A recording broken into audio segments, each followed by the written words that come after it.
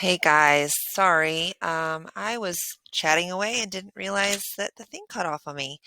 So I got almost through this and then realized it. Okay, so um, continuing with hypervolemia as a result of increased water and sodium retention can lead to increased intravascular fluid volume and interstitial fluid or edema.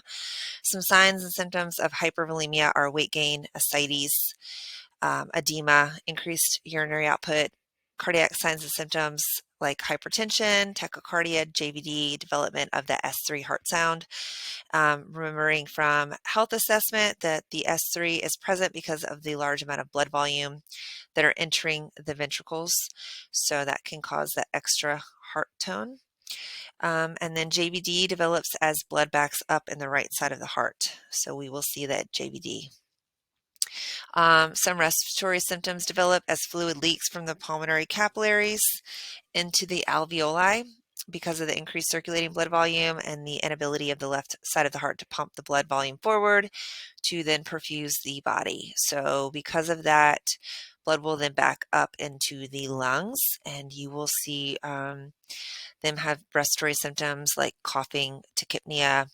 They will have adventitious breath sounds like crackles, wheezing, or orthopnea, and decreased oxygen saturation. Sorry, wrong slide. Um, so medical management aimed at prevention, correcting, managing, cause, and treating signs and symptoms. Limit daily intake of fluid and sodium, monitoring their weight. We'll probably typically weigh them daily.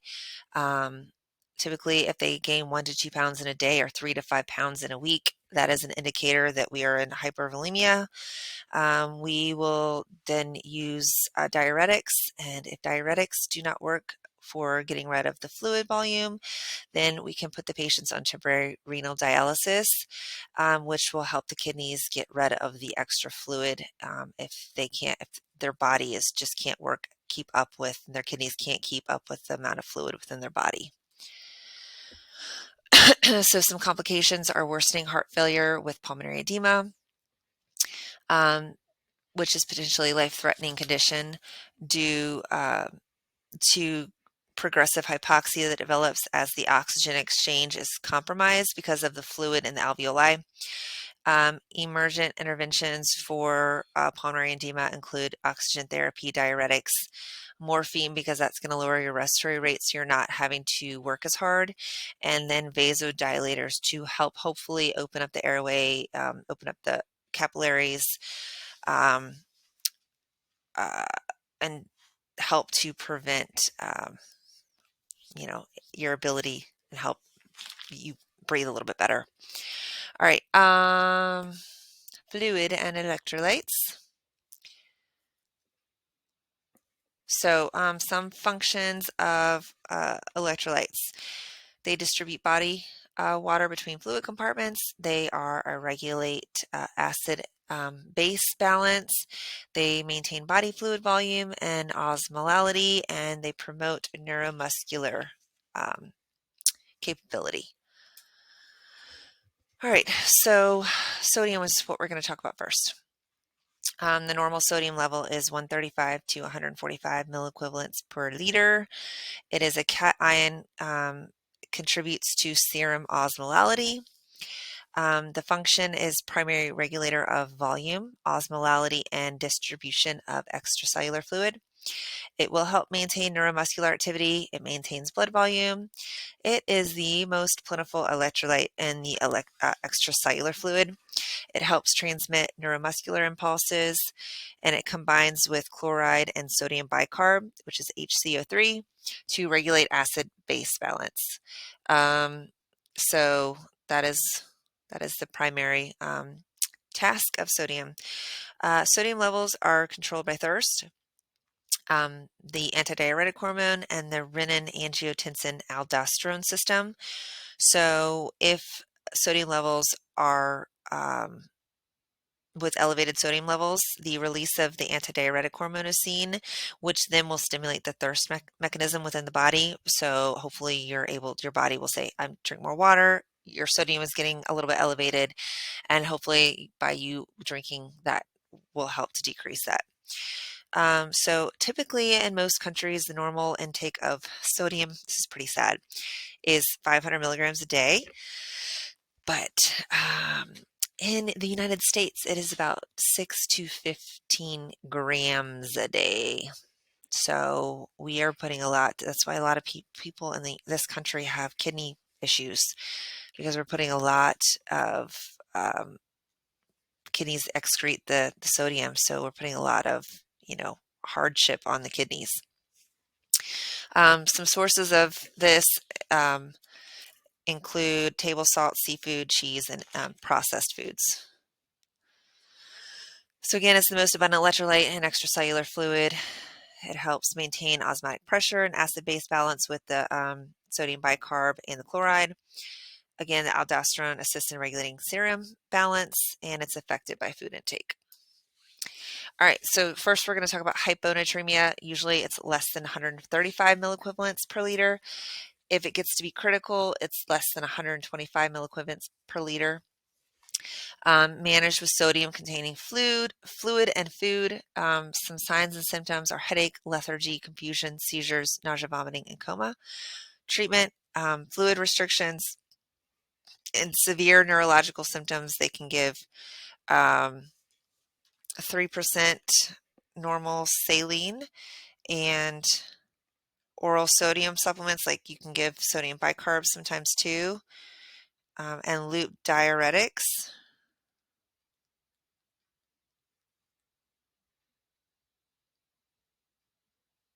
So the reason they give the loop diuretics for these patients is it will gradually increase the serum sodium concentration. So that's why they give those for, especially for heart failure associated hyponatremia. So if somebody is in heart failure, they will give loop diuretics if they are having low low sodium. So, and hypovolemic, we're going to talk about hypovolemic hyponatremia first. With this, there's typically a decrease in the total body sodium and water in the extracellular fluid as either a result of renal or like some kind of renal loss. The use of loop and thiazide diuretics is a cause of renal water loss, with thiazide diuretics being more likely to cause hyponatremia through renal loss of sodium. So, sodium may be lost secondary to diarrhea, vomiting, hyperglycemia, and glycosuria, and perspiration. Some clinical manifestations of hypovolemic hyponatremia include weight loss, orthostatic hypotension, tachycardia, abdominal cramping, and polydipsia, or the increased thirst. Because that mechanism, again, your hypovolemic hyponatremia, your body, the antidiuretic hormone is activated, and thus it says, okay, the thirst, and it will hopefully increase your thirst. Then we have euvolemic hyponatremia, which occurs when there is an increase in total body water with no evidence of edema or hypovolemia. This can be seen in patients with the syndrome of inappropriate diuretic hormone or other endocrine disorders like hypothyroidism, or some kind of adrenal insufficiency. Because of these, they impair water excretion. So some other things, causes are, some medications can also cause this to occur. And then we have hypervolemic hyponatremia, which causes an increase in the extracellular fluid, secondary to increases in total body water. It is seen in patients with heart failure, cirrhosis, and nephrotic syndrome. Acute kidney injuries. So with these, we're going to try to sodium and water restrictions and treat underlying cause for these patients. All right, so we have hypernatremia, where the sodium levels are greater than 145.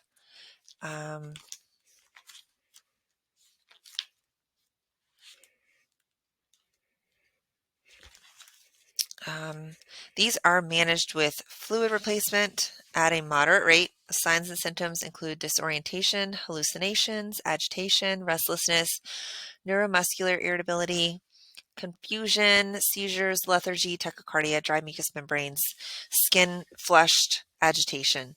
Some treatment Fluid replacement with hypotonic fluids like half normal saline or D5W, and we are going to treat the underlying cause. If sodium levels get above 152 milliequivalents per liter, patients can have the seizure, stupor, coma, and death. So we need to be mindful of that. Here are some causes of elevated serum sodium. Medications, some meals, especially increasing too much sodium intake, osmotic diuretics, diabetes insipidus, excessive water loss, and low water intake. So now we're going to talk about potassium. Normal potassium level is 3.5 to 5.0 milliequivalents per liter. This is the major cation in intracellular fluid. This helps to maintain intracellular fluid osmolality. It's needed for skeletal, cardiac, smooth muscle function, neuromuscular and cardiac functioning. It helps to maintain the resting membrane potential of nerve and muscle cells. Either a deficit or excess adversely affects neuromuscular and cardiac function. It's regulated by the kidneys. Typically, they eliminate potassium very efficiently, but it does not conserve it well, so it can spill out. It can urinate a lot. Renal failure can lead to serious elevations of potassium. So if your kidneys aren't able to put out that extra potassium, then they can have serious elevations. It is the most important electrolyte to monitor, especially after surgery or any, especially cardiac patients, EKG changes, things like that it's important to monitor. Some sources of food that can be high in potassium: meats, whole grains, green leafy vegetables, potatoes, bananas, oranges, apricots. So should be ingested daily to keep that in track. Again, it's the intracellular cation. It has the role in cellular depolarization and repolarization, which is an important function of the cardiac function of the heart. You need your cells to depolarize to repolarize, which causes that contraction of the heart muscle that you want it to have, that is equal with the atria and ventricles pumping, so that you have enough blood to then pump out of your heart and circulate and to perfuse your body. So it is very important, cellular depolarization and repolarization. So again, there's some things that potassium is essential for. All right, so if we're looking at hypokalemia, that's typically under 3.5. Critical value, I say we're going to start getting a little worried, under 2.5. Typically under 3, they're going to be like, okay, we need to treat this. So again, below 3.5, it's going to affect the entire body. And if it's not corrected, it can cause cardiac and respiratory arrest. It affects the transmission of nerve impulses with the contractility of smooth skeletal and cardiac muscle.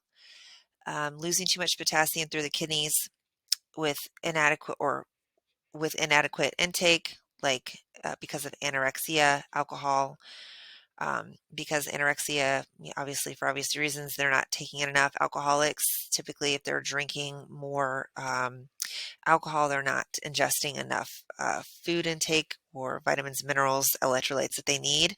And then excessive output. So if you have somebody who has GI loss, like from vomiting, diarrhea, or medications like diuretics or things like that, it can cause that to have you can lose more potassium.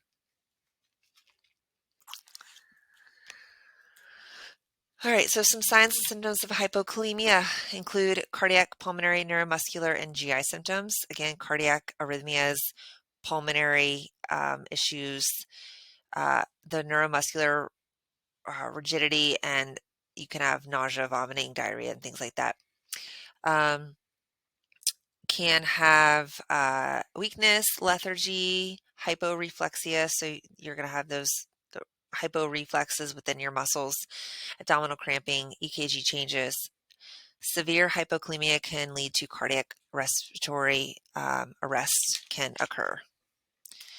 So we need to supplement them with potassium replacement. If severe hypokalemia, administration of potassium both orally can be required. Due to potential for cardiac dysrhythmias, patients with hypokalemia should be placed on cardiac monitoring.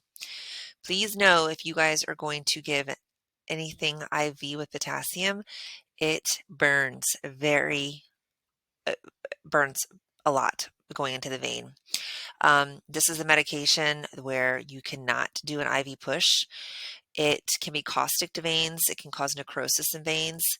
So typically you don't want to have it in just like Phenergan, you don't want to have it given in like a vein, a small vein or a vein in your hand. Typically a larger vein will be better for a patient when you're administering this, and you never ever give it IV push. You can kill a patient doing that. So those are some big no-nos for potassium. All right, so with hyperkalemia, serum potassium levels greater than 5.0, critical values are greater than 7, can occur due to acute or chronic renal failure, some medications, excessive intake of foods high in potassium, or because of shift of intracellular potassium into the extracellular space. Constipation can lead to hyperkalemia, especially for patients with chronic renal failure. If patient has constipation, they're greatest risk for developing hyperkalemia. So just put that in your back pocket. All right, some signs and symptoms. Generalized fatigue, muscle cramps, heart palpitations, paresthesia, weakness. Patients at high risk of cardiac arrest. Patients can develop bradycardia, sinus arrest, heart blocks, ventricular dysrhythmias. Because of these cardiac rhythm abnormalities, they can develop symptomatic hypotension. So what do we do? Treatments. Calcium gluconate. If there are EKG changes are present, calcium will not decrease potassium, but it will reverse EKG changes. And then it will decrease risk for ventricular dysrhythmias. It is very short-lived when you give IV calcium gluconate. It will only last about 30 to 60 minutes. But if a patient is high, that is a preventative, so we don't let them go into cardiac arrest. Insulin and dextrose can be given, and that can help to decrease it as well. Sodium bicarbonate can be given to help to decrease the potassium levels. Loop diuretics, like with furosemide or Bumex, and K-exolate, because if you have holding on to potassium in your poop because you're constipated, we give K-exolate for you to poop it out. So it's another way for you to get rid of the high potassium levels is through that. So going back to dextrose, if we give IV administration of 25 to 40 grams of 50% dextrose with 10 units of short-acting insulin, it will promote the movement of extracellular potassium into the cells. Use of regular insulin will shift glucose into the cell, and potassium follows the glucose. So it can be, it take several hours to accomplish, but it can be done by giving that insulin and dextrose combined to help to prevent that. If a patient is in metabolic acidosis, correction of the underlying causes will result in shifting the potassium back into the cell. So we can give sodium bicarbonate may be required to help with that shift, because sodium bicarbonate is something found in the extracellular fluid, so it will help with that shift. And then obviously with loop diuretics, it will help you to pee off the extra potassium. All right, so you'll learn more about this in level 4 with cardiac issues. But if you have a patient, so this is what a normal EKG rhythm strip is. You have something called a P wave, a QRS, a rounded T wave, and a little U wave. It's not always present, but it can be present. If you have hypokalemia, you can have a prolonged PR interval. So this thing normally you see is here, like this little thing right here. It can be prolonged, so a little bit longer. This P wave can be slightly peaked, so you can see it's not as round. It's kind of higher, like a tip. You can have ST depression. This is your ST T wave. So ST, it's depressed, it's not on this isosymmetric line, it's got a depression. You can have a shallow T wave where it's not as high and rounded, it's kind of lower, and then you can have a prominent U wave. So sometimes U waves aren't on every EKG, but if you have hypokalemia, it can be a little bit more prominent. And then if you have hyperkalemia, you can have this wide flat P wave. Again, a prolonged PR interval. It's going to be here. Decreased R wave amplitude. So usually, your R wave is really high and it's peaked really high. This one is not as high. And this tall peaked T wave. That is a very good indicator. Oh, also a widened QRS. So usually your QRSs are kind of skinny right here. It's going to be very wide. And then you can have peak tall T waves. So those are all kind of all indicators that you have hyperkalemia, hypokalemia. Those are differences that you can see. All right, so calcium. Calcium, the normal serum level is 8.2 to 10.2 milligrams per deciliter. It's mostly found in skeletal system. It is a cation. It helps with skeletal maintenance, regulates muscle contraction, especially cardiac muscle contraction and neuromuscular function. 99% is found in bones and teeth. It forms the minerals in bones and teeth. It stabilizes cell membranes. It regulates muscle contractions and relaxation. It maintains cardiac function and functions in blood clotting. It is regulated by the parathyroid hormone, the parathyroid hormone, as well as calcitonin. Some sources are dairy products and green leafy vegetables. So that is calcium. Again, functions, I just talked about this, but neuromuscular function, cardiac function, helps with blood clotting and activates specific enzymes.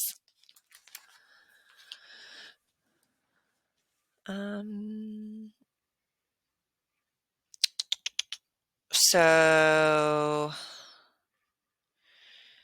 it does aid in transmission of nerve impulses and contraction of muscles. The levels are controlled by vitamin D, calcitonin, and the parathyroid hormone.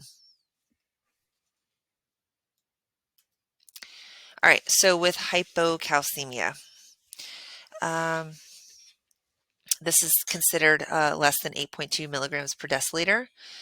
It can occur as a result of vitamin D deficiency because they kind of work together. Also hypoparathyroidism, diarrhea, malnutrition, lactation, pregnancy, chronic renal failure, bone disease, alcohol abuse. Vitamin D is required for calcium absorption from the GI tract. So if you take calcium all you want, if you don't take it with vitamin D, it is not going to work. So causes of hypocalcemia can be excessive loss with GI tract draining wounds, inadequate intake, pancreatitis. Elderly are a risk factor for this because they consume less milk. They may have less exposure to the sun, which is a source of vitamin D, which obviously it helps again to increase the GI to absorb the calcium. Some drugs that can interfere with calcium absorption are Lasix, some anticonvulsants. Alcohol can also interfere with calcium balance because it will reduce intestinal absorption because the alcohol is in the intestines.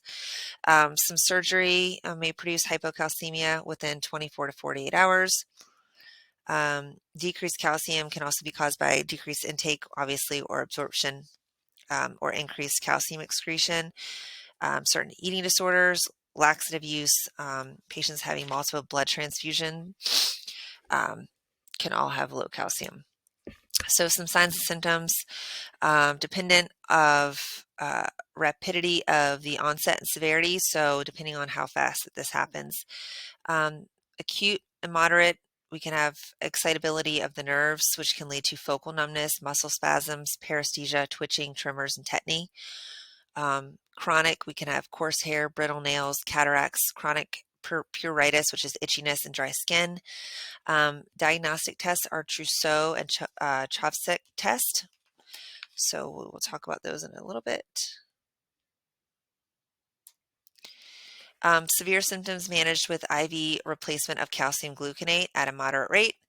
Assess for other electrolyte abnormalities such as hypomagnesia, hyperphosphatemia, and hypoalbuminemia. We will put them on seizure precautions. We will want to prevent airway obstruction because laryngospasms can occur with this because of the neuromuscular issue. So the trousseau and chopstick sign. So if you put on a blood pressure cuff and you hold it on, pump it up, and you hold it up for 2 minutes, if a patient starts to their hand starts to contract inwards like this hand is, that is a sign of that they have hypocalcemia. And then chopstick sign is when you take your finger and you rub against their side of their face will twitch up like this with the stimulant. So those are two signs that you can do. So then we have hypercalcemia, which are considered levels greater than 10.2 milligrams. Causes are sometimes malignancy, primary hyperparathyroidism. Those are typically the principal causes of hypercalcemia. Medications such as thiazide, diuretics, lithium, calcium carbonate, theophylline, toxicity, and hypervitaminosis of vitamins A and D can also cause hypercalcemia. So you can have an overdose of vitamins, essentially, causing you to hold the calcium. All right, so signs and symptoms include bradycardia, hypertension, thirst, lethargy, muscle weakness, abdominal discomfort, constipation, a decrease in deep tendon reflexes. If they have acute moderate hypercalcemia levels, which are extremely high, 11.5 to 18, have anorexia, nausea, vomiting, lethargy, joint and muscle aches, and confusion. So treatment's going to depend on the severity of the hypercalcemia. We're going to typically treat the underlying cause because there's usually a cause to it. If there's a malignancy, if it's hyperparathyroidism, they may go in and do surgery. If it's renal failure, they can do that with a partial parathyroidectomy. If it is caused by hyperparathyroidism, they can discontinue the thiazide diuretics, vitamin and mineral supplements, and a low calcium diet. So here's just a way to looking at, again, to have the nursing implications and managements of hypocalcemia. And then here's some other things with hypercalcemia.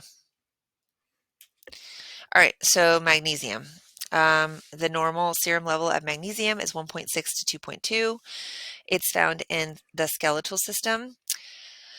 It is responsible for intracellular metabolism, protein synthesis, regulation of cardiac and neuromuscular function. It's important for bone health. It helps keep blood pressure normal, promotes restful sleep, good for muscle strength, needed for vitamin D assimilation. So typically you take vitamin D and magnesium together and it will help magnesium actually be just like calcium. Vitamin D will help your body be able to metabolize the magnesium. It aids with weight loss and helpful for pregnancy. Function, it's mostly in bone, 60%, regulates neuromuscular function. It can have a sedative effect, so if you have trouble sleeping, you can take magnesium. It helps with neuromuscular junction and cardiac function. It's needed for healthy bones and teeth. Also beneficial in preventing myocardial infarction, strokes, and osteoporosis. It's a very good electrolyte to have. All right, so hypomagnesia, serum level below 1.6. Can be because of malnutrition, excessive excretion of magnesium via the renal system. Hypokalemia and hypocalcemia may also be present in patients with hypomagnesia. Some signs and symptoms, primarily neuromuscular and are associated with symptoms of hyperactivity. Symptoms of low magnesium can be seen in muscular, central nervous, cardiac, and GI systems, muscle weakness, cramping, tetany, hyperactive reflex,